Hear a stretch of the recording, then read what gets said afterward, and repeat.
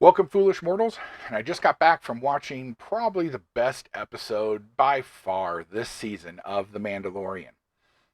Chapter 13, The Jedi. This introduces us to Ahsoka Tano from the Clone Wars series, as we were promised in episode 11 when Bo Katan was talking to the Mandalorian. Um, it opens with an incredible scene of her in all her Jedi-ness, even though I know she's not a Jedi, wandering around in a dark forest, cutting people up, trying to get to a citadel. She gets there and talks to the head person and tells her that she needs the information she has, and if she doesn't give it to her in a day, she's going to come back. Well, the head person, who's played by Deanne Lee and Santo, sorry, I had to look that up, um, just says no. In fact, I couldn't care less about the people who are in this town. If you don't go away, I'm going to kill 100 of them. How many lives does this mean to you? One? 10? 100? These people are nothing to me. And she's cold hearted.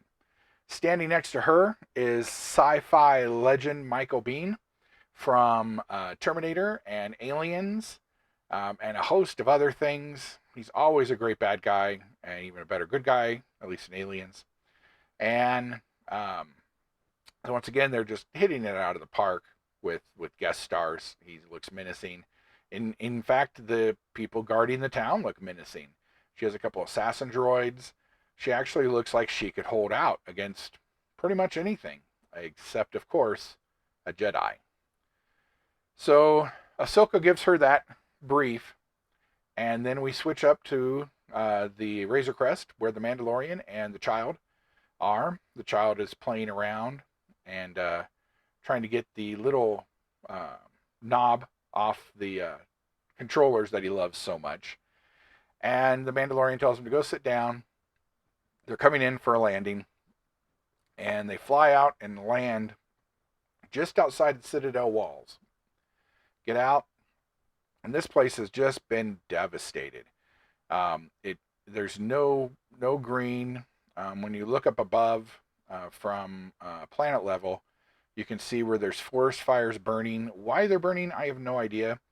They go out of their way to say that Morgan, who's the leader, likes to destroy the world she's on and rape them of their natural resources. But if you burn the trees down, you can't use them for anything. And really, since the thing she did in the Clone Wars was help build the Empire's fleet, you can't use trees for that anyway, or at least not yet.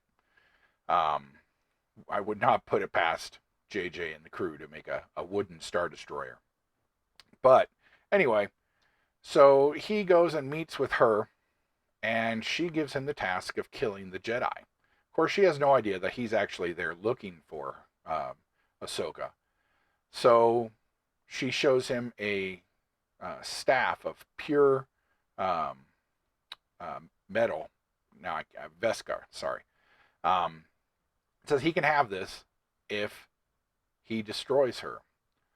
He doesn't necessarily accept, and he doesn't necessarily decline, which of course is the gray bit of Star Wars, which you're always allowed to have. So he goes out into the forest with the child and finds Ahsoka Tano. She obviously thinks that he's been sent there to kill her, which he has, and attacks him. And we see that, of course, lightsabers have no effect on his armor whatsoever, as we've known since the Clone Wars. And he says, Bo-Katan sent me. She stops attacking him, and then she notices the child. And she's very intrigued because, of course, he looks just like Yoda. And sits down and starts kind of having a conversation in the Force with the child, whose name is Gruku. I'm still not used to that yet. So if I mess it up several times, it's because I'm going to call it the child over and over again before I remember Groku. So, which of course that was workshopped. Who knows why they came up with that name? And let's see how long it takes before that name starts showing up on all the new pops and all the new toys and things like that. um, for season 2. Anyway, she says that um, he was trained by several different masters at the Jedi Temple during the Clone Wars, but after the Clone Wars ended, someone took him out of the Citadel and hid him. But that his memory is very cloudy after that part. Well, considering that part's almost 20 some years, that's pretty bad. He was 30 when the Clone Wars ended. He's 50 now. He doesn't have much memory of the last 20 years of his life. He's hid his powers in order to not be picked off by the remnants of the Empire during Order 66. Even if he even understands that, it's hard to tell what Roku understands and doesn't. Ahsoka gives him a class, a quick and very quick lesson in the Force, and then decides, nope, can't train him. She's utterly opposed to him even being trained. She, of course, sees Anakin in him.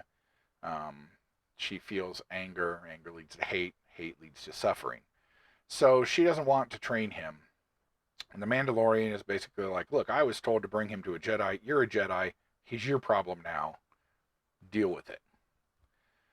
They put this aside for the moment so they can deal with Morgan and the Citadel on the other side. And they decide to attack together because who would think that a Mandalorian and a Jedi would work together?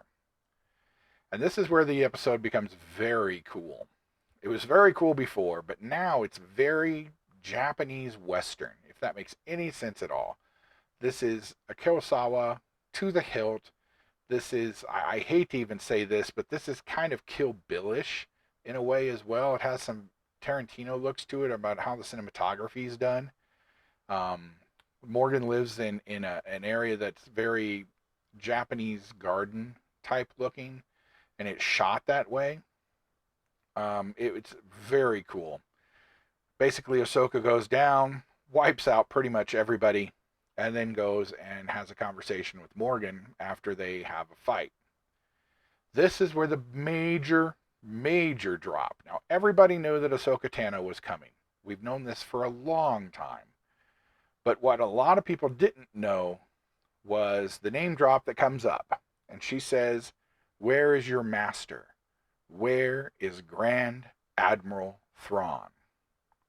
And of course, that's where it cuts away because they don't want us to know where he is in the Outer Rim or wherever he's been for the past 20 years and 3 Star Wars movies since we saw him at the end of Rebels. So that's the big name drop. You know, the Mandalorian does his thing and drops the last remnants of the guard there. All the people celebrate. And Ahsoka tells the Mandalorian that she will not train him, but that she wants him to take the child to a Jedi temple. I believe it was on Typhon. I'd have to look that up. I don't remember. And place him at the top of the temple. And then that Grogu will then choose his path. And that maybe a Jedi that he reaches out to will come.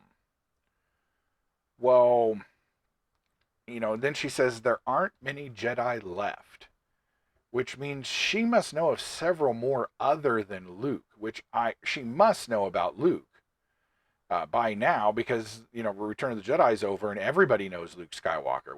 We were shown that in the sequel trilogy, that he is a famous person that everybody knows. So I don't know if she's talking about a couple other Jedi who have gotten away, if she's talking about I forgot his name. What's his name from Rebels? Who she's exactly talking about. However, that's pretty much where the episode ends. We have 3 episodes left, but like I said, this is probably one of the best episodes of the season. It had a lot of plot. It had some great fighting. It had Ahsoka, who, Rosario Dawson, there was no one better cast. Her voice is off, of course, because it's not the same voice actress. But I think she was the best person. The look is pretty much perfect. You couldn't have asked for more.